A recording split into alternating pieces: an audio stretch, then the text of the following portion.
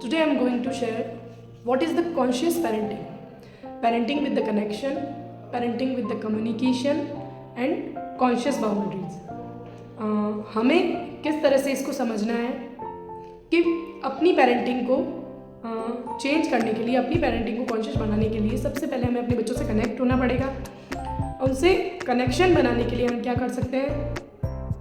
First, बच्चों का favourite क्या होता है? प्ले। तो बच्चों के साथ सबसे पहले कुछ टाइम प्ले टाइम स्टार्ट कीजिए। आप बच्चों के साथ 20 to 30 मिनट्स भी अगर प्ले करेंगे तो वो आपके साथ थोड़ा फ्रेंडली महसूस करेगा। Now the next thing is, जिस तरह से वो आपके साथ प्ले एंजॉय करने लगे तो आप उसके साथ थोड़ा reading books, something about studies, आप इसके बारे में बात करना शुरू करें। You can communicate. Gentle parenting सिर्फ मदर के लिए नहीं है, यहाँ पे फादर का भी उतना ही रोल है जितना ममा का है। तो सबसे बड़ी बात कि आज 50% पेरेंट्स में सबसे बड़ी बात आज 50% जो फादर हैं उनके पास अपने बच्चों के लिए टाइम नहीं होता है। वो अपने वर्क, ऑफिस से, बिजनेस से वापस जब आते हैं तो वो इतना थक चुके होते हैं कि उनके पास अपने बच्चों को देने के लिए कोई टाइम नहीं होता है। वो अपना कंफर्ट जोन चाहते हैं। क्या आपने कभी उन ममाज के बारे में सोचा है कि वो भी तो पूरा दिन काम करती है और जो वर्किंग वूमेन है वो काम भी कर रही है और अपने बच्चों को परफेक्ट पेरेंटिंग देने के लिए भी लगी हुई है। तो ये हम सबकी रिस्पॉन्सिबिलिटी है। बच्चा क्या पढ़ रहा है, माँ बच्चे को पढ़ा रही है, बच्चा ट्यूशन जा रहा है, बच्चा ट्यूशन जाता है तो माँ की रिस्पॉन्सिबिलिटी है, चाहे आपको ये चीज़ आती है चाहे नहीं आती है, पर आप देखिए कि बच्चा क्या कर रहा है। क्या बच्चे की स्टडीज़ बराबर चल रही है? क्या उसे किसी सब्जेक्ट में, किसी चैप्टर को लेके कोई प्रॉब्लम है जो वो अपनी टीचर से डिस्कस नहीं कर पा रहा है? ये सारी चीज़ें एज अ पेरेंट हमें पता होनी चाहिए, मदर के साथ साथ फादर को भी। तो अगर ममा उसका सोल्यूशन नहीं कर पा रही है तो फादर उसके बारे में बात करके उसकी प्रॉब्लम को सॉल्व करेंगे। तब बच्चा इतनी कंफर्टेबली अपनी प्रॉब्लम शेयर करना शुरू हो जाता है कि हमारा बॉन्ड उसके साथ बहुत ही स्ट्रांग हो जाता है।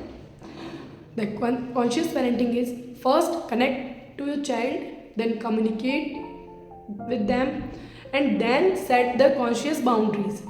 अब conscious boundaries का मतलब है कि कहाँ आपको अपने बच्चे को सुविधा देनी है, उसे अप्रिशिएट करना है किस चीज़ पे, और कहाँ आपको अपने बच्चों के लिए रिस्ट्रिक्शन लगाना है with politeness.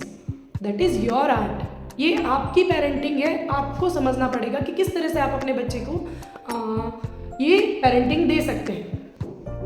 The 5 basic pillars of conscious parenting. First, सबसे पहले खुद पे काम करना शुरू करें। Self awareness.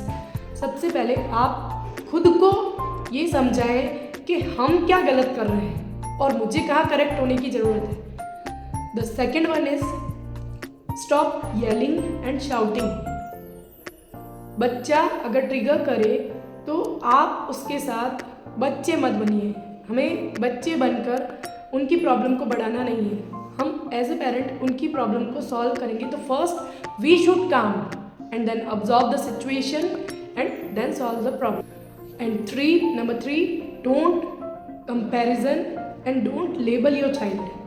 आप बच्चे को बार बार किसी एक चीज़ को लेके टॉर्चर करेंगे तो वो खुद को वही समझने लग जाएगा, लाइक नालायक, like loser, like anything else. हमें उसे ऐसा कोई लेबल नहीं देना है। आपकी पेरेंटिंग इतनी बैलेंस होनी चाहिए कि आपने 2 मिनट पहले किसी चीज़ को लेकर अगर उसे थोड़ा डांट भी दिया तो आपको रीसेंट उसके साथ पोलाइट होना है। Number 4, accept their emotions and then solve the problems.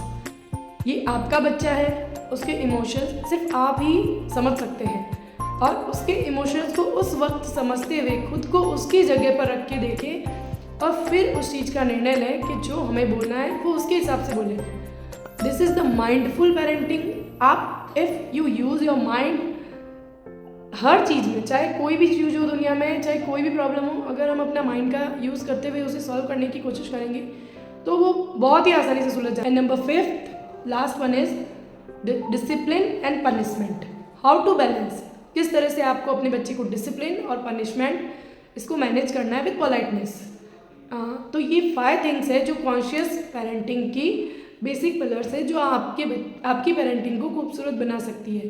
देखिए लाइफ है, लाइफ में सब कुछ चलता है, लेकिन अगर आप इस तरीके से चलें तो जब हमें अपने बच्चों की ज़रूरत होगी तो वो हमारे लिए अवेलेबल होंगे।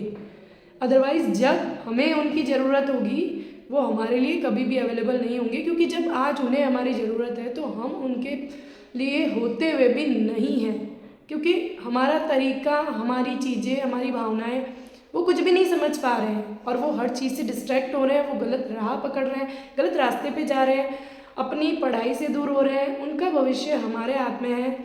मैं ये नहीं कहती कि सब कुछ आपकी ही रिस्पॉन्सिबिलिटी है, बच्चे भी तो शैतान हो सकता है, बिल्कुल सही बात है, सब हो सकता है, लेकिन ऐसा कोई भी बच्चा नहीं है जिसे उसके पेरेंट हैंडल नहीं कर सके। As a parent, as a mother, as a father, this is God gifted. भगवान सबको ये चीज़ दे के ही भेजते हैं कि किस तरह से आपको अपने बच्चे को कंट्रोल करना है। बट हम अपनी प्रॉब्लम्स में इतना उलझ जाते हैं, अपने काम को हम इतना प्रेशर से करते हैं कि हम उनकी प्रॉब्लम्स को सॉल्व करना तो बहुत दूर की बात है, समझने की कोशिश तक नहीं करते हैं। बस उस पर बिना सोचे समझे शाउट रिस्ट्रिक्शन डालते हैं, आप ये नहीं करते हो, आप वो नहीं करते हो, आपको ये करना है, आपको वो करना है। This is not right way. इससे बच्चा आपकी बात थोड़ी टाइम बाद तो वो यही बोल देगा। मेरे पास जो बच्चे आते हैं वो डायरेक्ट ये भी बोलते हैं कि मैं मैम के पास ही कर लूँगा, मुझे आपसे नहीं करना है। तो मम्मा से ज़्यादा कंफर्ट जोन मैम नहीं हो सकती। तो आप सोचिए कि मतलब हमें अपने ऊपर कितना काम करने की ज़रूरत है। सो अगर आपको मेरी वीडियो पसंद आ रही है तो जुड़े रहिए जेंटल